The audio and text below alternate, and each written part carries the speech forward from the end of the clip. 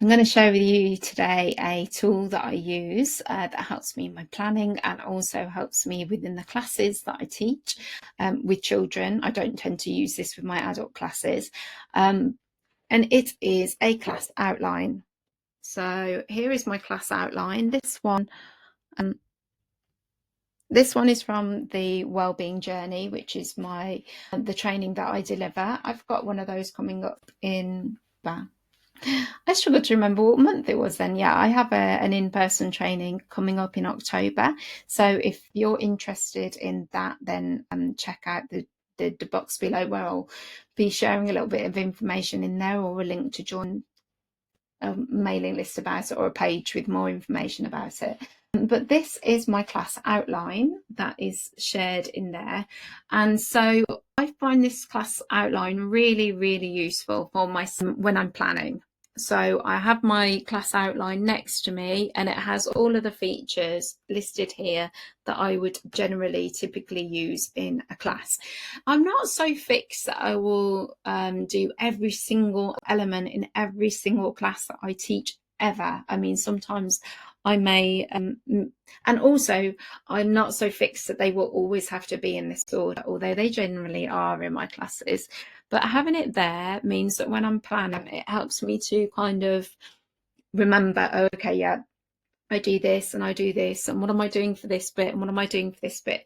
So having the class outline helps me in my planning, but it also helps me when I'm delivering a class to children too. So I have this in my class, and I generally will show children and refer to it. And some children just ignore it and are not interested at all. But a lot of children find it really useful. So it could be those children that like to know what's coming and what to expect. So perhaps a child that may be quite an anxious child, or someone who is neurodivergent in some way. But it helps children to know, okay, this is where I am now, this is what's going to happen next. And having that predictable structure is very supportive and very helps children feel safe.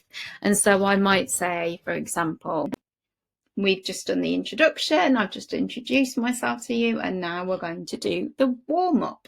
And so then we'll do the warm-up, and I might say, okay, we're going to do some breathing or some mindfulness, or we've just done some mindfulness, now we're going to do some breathing, or something like that. And I may, if it's a class that I know where the children really refer to this a lot and I'm going to be moving things around, I might use a whiteboard pen, which is why it's laminated. I might use a whiteboard pen to arrow if I'm going to move some bits around. So for example, my relaxation time is generally the last thing that I do. However, when I teach in schools, if it's the last lesson of the day, sometimes I need to move the relaxation to the first thing that I do, because the end of the day might be louder in the hall, for example. And so I may do a little arrow pointing to, where, or we're going to do I teach regulation tools in my classes.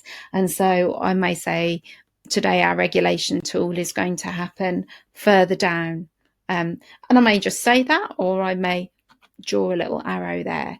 And so I find this class outline really to use within the lessons and to use when I'm planning the lesson. And you can get one of these by coming to my training, and you will get one along with all of the other tools that I've created and that I use. But there's nothing stopping you from making your own. You can just write your own, what it is that you normally do, your own structure, and you can create it just in a Word document and print it and just have it with you in the class. And it may be something worth experimenting. And this isn't something you need to be really dogmatic about. It could be that you try it and it doesn't work for you, or it could be that you try it and it really does. But I would love to know, if you try it, does it help you? Have you noticed any differences in using it and not using it? And also, I'm wondering, do you teach the same things each time? Do you have a class outline, a class structure? And if you don't, I highly recommend you do, because having a structure is really supportive to quite a lot of children.